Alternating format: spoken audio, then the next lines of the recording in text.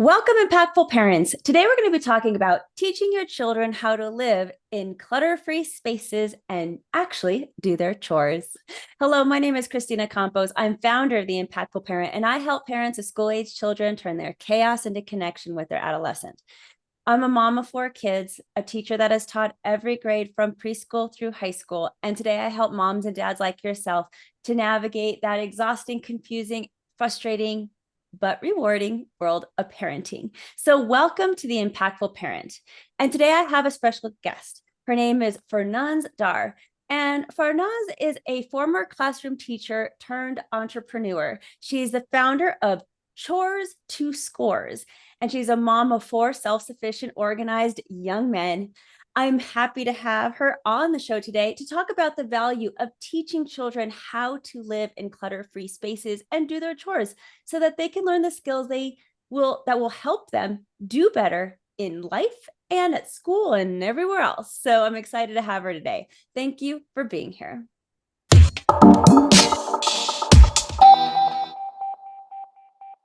Thank you very much for having me.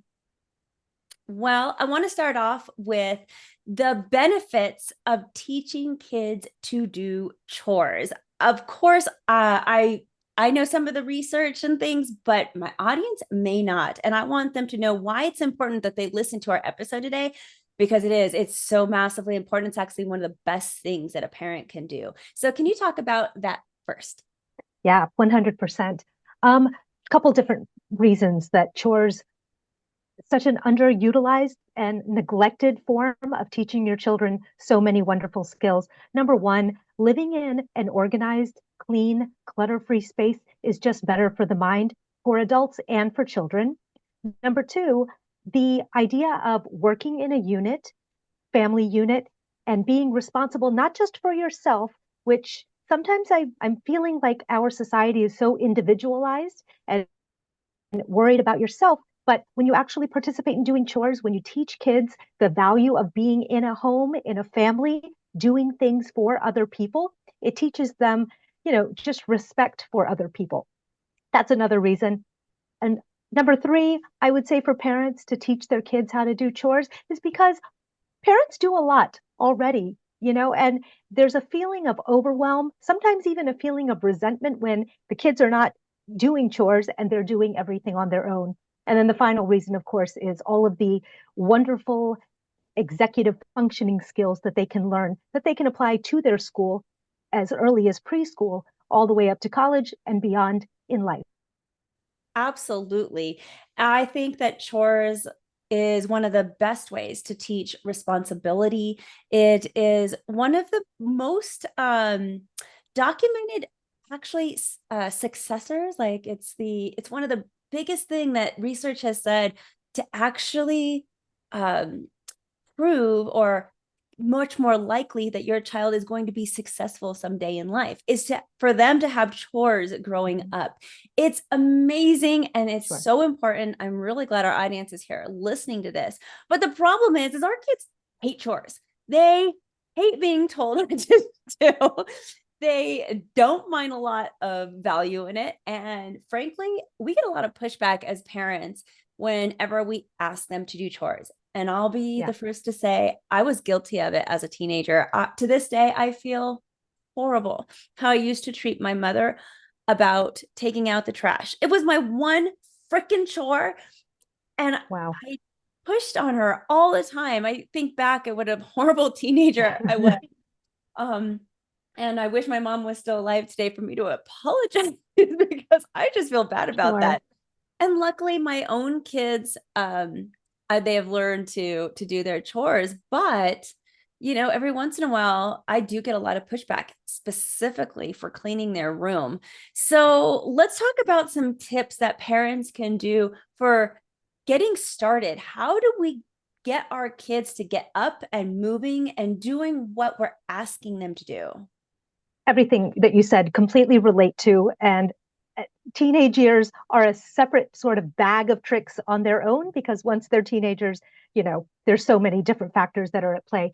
But I tell parents that, first and foremost, I ask parents, like, how often do you tell your kids to do chores? And too often I hear, I don't even bother anymore. It's impossible. They just won't do it. It's not worth the aggravation, the nagging and the yelling. But it's a mind shift change, right? If you are, and the earlier they start with the kids, obviously the better, right? So I love working with new parents or parents of young children to get them to get that family mentality set, make it a family value that, you know what, we are going to have a clean space. We're going to pick up after ourselves. So the first thing I would say is decide. As parents, decide that this is a value that you want to implement with your family.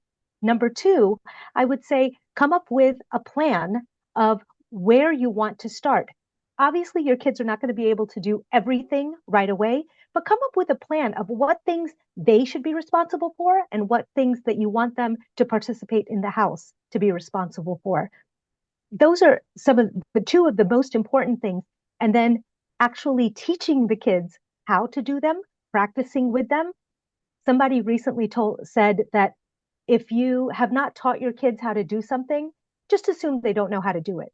So even as simple as loading the dishwasher, parents sometimes get frustrated, like, oh, they don't do it properly. It's just easy for me to do it by myself. Well, teach them how to do it. Teach them how you want the vacuum, how to use the vacuum, how to wipe down the countertops and the tabletops. So teaching them, taking the time to actually practice, and then of course practicing yourself and modeling the behavior are all really easy ways to get the conversation started. And patience slash a little bit of stubbornness on the parents' part helps too, to not give up so easily. You said two things that I want to reiterate. The first one is parents saying, oh, it's just so much easier for me to do it. And they're Mhm. frustrated with their child because they want the kid to do it, but then they step in and they take over. I mean, and it starts as small as a toddler learning to tie their shoe and a parent being impatient to get out of the house. So what do? Yeah, They tie the shoe for the toddler, and then right. eventually the kid doesn't even know how to tie their own shoe Yeah. because they've never been taught. And the same thing happens here as your kids get older, whether it's the dishwashing or cleaning their room or taking out the trash or whatever your chore might be. It's you, there's so many parents who want to just avoid the fight and Hmm. think I can do it faster. I don't Hmm. need to hear all these complaints.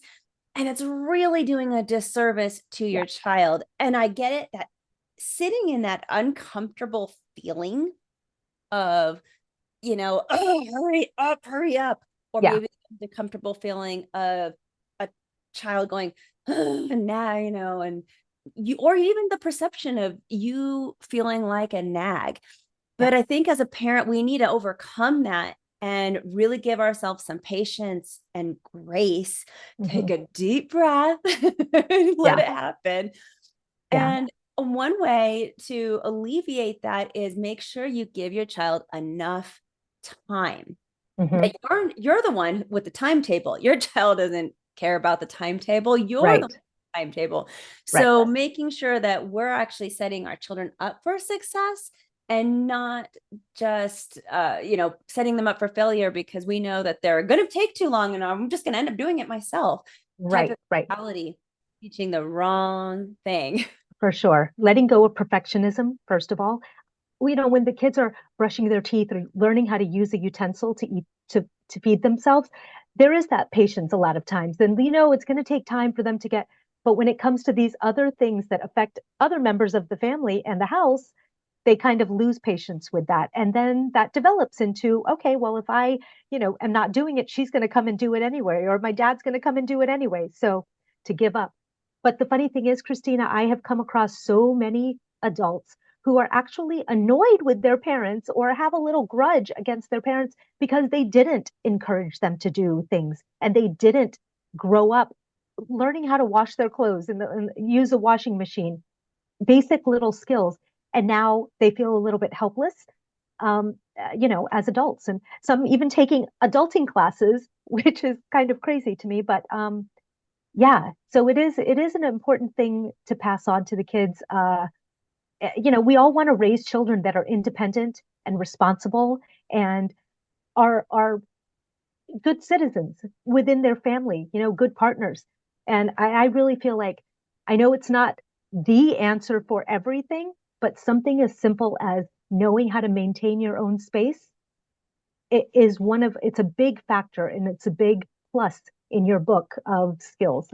And I think everybody should dust off those little it's unfortunate chores have such a negative connotation, the word chores. One of these days I'm going to come up with a word and it's going to go viral and I'm going to be like it's going to be the big thing. But chores is what we have to work with right now and we need to take the stigma away from that word. You bring up some really, really good points about that. And the second thing that you had said earlier that I want to reiterate was parents getting angry at their child for not doing the chore correctly, Mm-hmm. when in reality, they never really showed or taught the Exactly. kid how to do the chore. And I see this all the time as a parenting coach, all the time, because we assume that they should know how. You should know how to load a dishwasher. You should know how to clean off Right. any food particles from a dish. And most of the part I Yeah. hear all the time, they should know how to pick up or clean their room. And Right. honestly, Right. they don't. We have Yeah. this imaginary standard in our brain, and our kids are not mind readers. So when we ask our child to clean their room, and then we check on it later, and we find out that they have actually just, at first glance, it looks pretty good, but they just threw all of their clothes inside of a under the bed or Exactly. in a drawer or in a closet. All of a sudden we get mad as parents. And I'm saying, no, you have to take that step back. You have to say, all right, good try. That was a good effort. It looks good. But in reality, this room still isn't clean. See, the clothes need to be folded. And then you have to show the child, what does a folded Hmm. clothes look like? How do you fold Yeah. jeans? And how do you put up a t-shirt onto the hanger? Like, I know it's Exactly. so like, come on, duh, to us Right.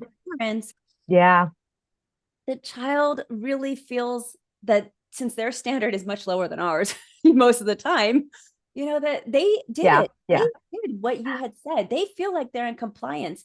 And just like if we Sure. did something at our own job and we thought we did a good job for our boss, and then they come back and say, wait a second, you didn't even do this right. And boss, it makes us feel bad as employees. Our kids are feeling the backlash of, geez, I thought I did it right. And I'm just getting yelled at. So then you get Yeah. this self-defeating feeling, where this child's like, it doesn't matter what I do because my mom's not going to be happy with me, or my dad, and Right. so we got to really teach our kids what it is that we need to do, even if we're like, come on, kid, well, duh, you should know how to do that by now. But they don't. They really don't. Yeah. If you haven't taught them, assume that they don't know how to do it. That's just the fact of the matter. And when it's funny that you said that when you're at work and you feel like you've done a task and your boss doesn't appreciate it. With kids, they're a little sneaky though too. They know when they're cutting corners. I know when they're like professionally, if I've cut a corner and I was caught on it, okay, I cut a corner. So fair enough. Kids know when they're shoving things under their bed that they're not doing it the way that the parents would expect. But one of the ways to remedy that, honestly, is to set up their bedroom or their playroom or wherever space that they play in or use. And we've organized it the way we think is makes sense for them, but it may not. And just to think about things from their perspective. Do they know? Are they able to reach the hangers and comfortably put back their things? Do they know where their, underwear or t-shirts go in a drawer? Um, spend the time to work with them, to organize their bedroom in such a way that, and teach them, show them where things are and where things should go back. That is just like in an office building, if you go to the office storage closet and everything's in disarray and you're looking for the post-its or the staples, and you can't find them, it's a bit frustrating. When things are organized and neat, it makes everything work harmoniously. And honest to goodness, cleaning and organizing is a skill that everyone can learn if you take the time to do it. Even young children. I always say if children are old enough to bring you something, they're old enough to go put it back. We just have to make sure that we tell them and expect them to. So, this being your wheelhouse, do you use and recommend the pictures of the chores or a chore list, and how do you feel about allowances for older kids? So yes, listen, there's multiple ways of doing everything. So you know your family, you know your children, you may have to pivot and, try something and see if it works for a while and structure it in such a way that best meets the needs of your kids. So if a chore chart works, put up a chore chart. If just a simple list of things, if your kids are old enough to read, just give them the expectations. I think communication and expectations are really key in this whole thing. If the family members know that it is part of their family citizenship, which is what I call it, to do chores, however way you can communicate what your expectations are, go for it. The allowance thing, though, that's a bit of a controversial kind of thing.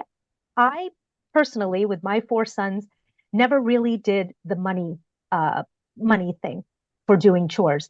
And there's multiple reasons for that. Number one, I never had the exact amount of cash on hand when it was time to pay, and that was always stressful for me, and it just never worked out.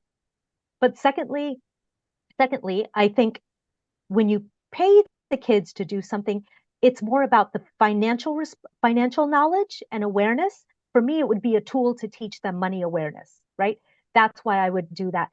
But more than anything else, for my family, if I was asking for them to do a chore, it was part of, you live here, we're all working together to make this home comfortable and for everyone. So this is what we're asking you to do.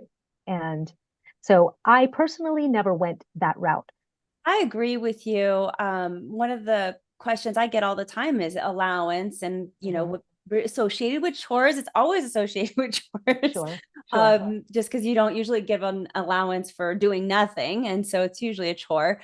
And I have the recommendation to tell parents you need both. You need certain chores that are part of your family duty. It's part of Mhm. living in underneath this roof, and this is Mhm. how we contribute to the house. And then it's okay to also have extra chores where they can do more things to earn money. And I think Sure. that's really important for financial literacy and to start that as early as possible, actually. But most parents don't usually start Yeah, until kids are a little bit more responsible, let's say 7, 8, but every kid is so different. So you got to do what's sure. best for your family. One other thing Absolutely. I thought was really great that you were talking about, and you were adding about how to be successful with chores, is routine and consistency. Hmm. To be consistent with your chores and expectations is going to be massively impactful for how successful your child is going to be and feel. And what For routine sure. and consistency does for kids is that it gives them security. It makes Hmm. them know exactly what is expected of them so they don't have to guess.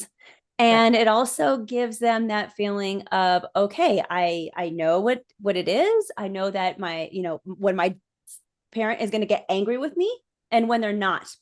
And so that actual consistency of, I know when my parent's going to be angry and I know when they're not, that takes a Mhm. ton of anxiety out of a child's life.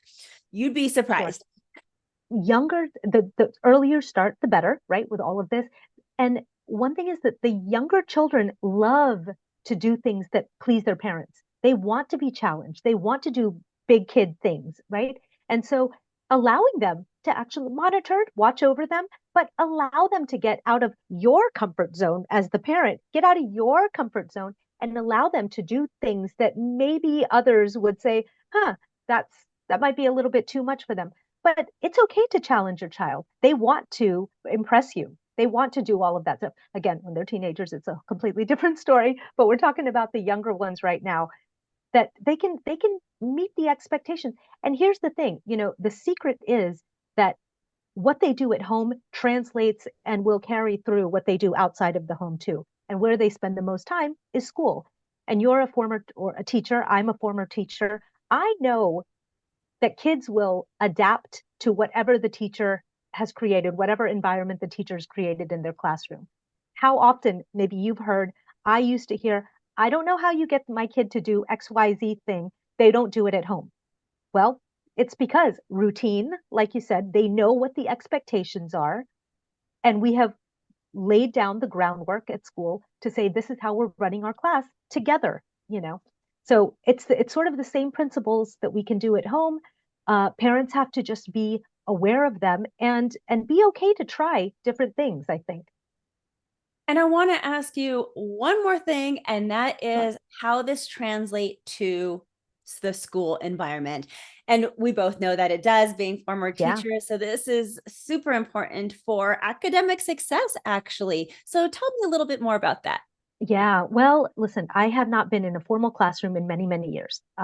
However, I remember that, teachers always had to write on the report cards, how are they doing, behavior type of things, how are they doing? And I I hear about what teachers are going through today and how much of a struggle it is after COVID. Kids are not paying attention or, can't be focused or having difficulty working in small groups. All of these skills are easily able to be taught at home by doing things at home, having expectations at home. It really the confidence they build when they know that they are taking care of spaces or their things at home and doing their chores and whatever the parents expect translates when they're outside. They're building confidence, they're building independence, they're building reliability and responsibility. All of these things absolutely affect them when they're outside of the home, whether it's school or anywhere else. And, again, when we challenge them at home, they're able to accept challenges at school. They don't give up so easily. When parents don't run in and load the dishwasher the way they want to at school, they won't expect the teacher to come in and just help them solve the problem when they're a little stuck. So, I mean, there's just that topic alone can cover so much, and it's so interesting to me as well how such a such an ignored thing of doing chores translates into so many other skills and habits as kids grow older. So, yeah. Now, this episode has had a lot of gold gems. I want to conclude with just a review of some of the main things that parents can take away with after our talk today. And so, you were talking about your 3 tips to get the kids started. Reiterate those quickly for us one more time. Number one, decide that this is important enough that you want to focus on. Number two, figure out which spaces you want to start with or what skills you want to start. And number three, show them and model the behavior. Show them how you want it done and model it. And of course, over all of this is patience, patience, patience, and a little bit of stubbornness to say, no, we're going to get this done. So those would be the three and a half, I guess. Yeah. Yes. And so be consistent, parents. Give yourself some grace. Make sure you're setting your child up for success by allowing them to have enough time. And just on a side note, for those of you who have older children, especially teenagers, when you ask your child to do something, give them ample time. And I mean ample. You do not want to ask a teenager to do things on your own timetable. They freaking hate that. They don't want to do things on your timetable. They are trying to assert independence. But it doesn't mean that they don't want to not listen to you. You just need to give them a lot of time to get it done. For example, with my own teenagers, I'll say something like, I need you to clean your room. It has to be done by 8 p.m. tonight.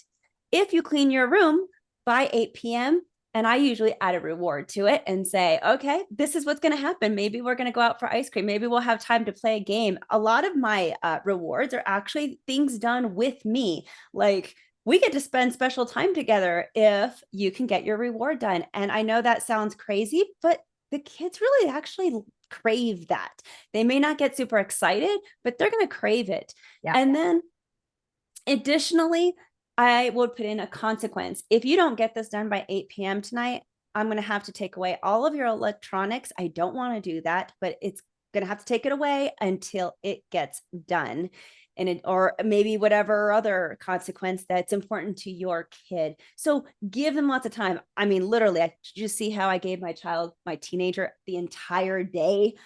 So often parents make the mistake of saying, your room is a mess. Clean it right now, or clean Right. it in the hour. Yeah. Or clean it before we leave. They need some flexibility, or you're just going to get way more pushback.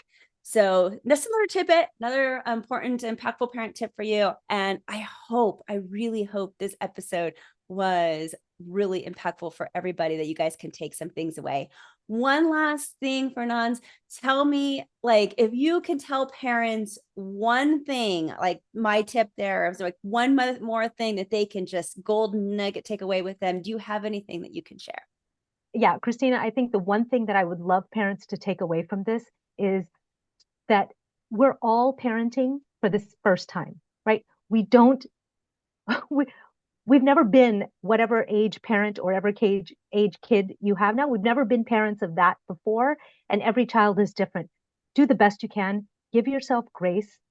Look at the long-term picture of who you want to create as a child, like what kind of child you want to create, and focus on that. And know that there's no one answer. Try different things, but don't give up. Don't completely give up and lean on other people. We've all been through it and we've all figured it out at the end. Thank you for joining us today. Remember that this episode is just a small part of what the Impactful Parent offers. Also available are online courses, parent support groups, coaching services, and the Impactful Parent app. So go to theimpactfulparent.com to find out more. And become a more impactful parent by downloading the Impactful Parent app. The Impactful Parent app is free so that you can carry help and tips and resources right in your pocket so that you can get them when you need them most. Discover new parenting techniques that are just going to make your parenting more effective and your life easier. Download the app today. It's free. You have nothing to lose. So go to theimpactfulparent.com or your phone's app store and discover how you can step up your parenting game and become a more impactful parent. But until next time, you got this. I'm just here to help.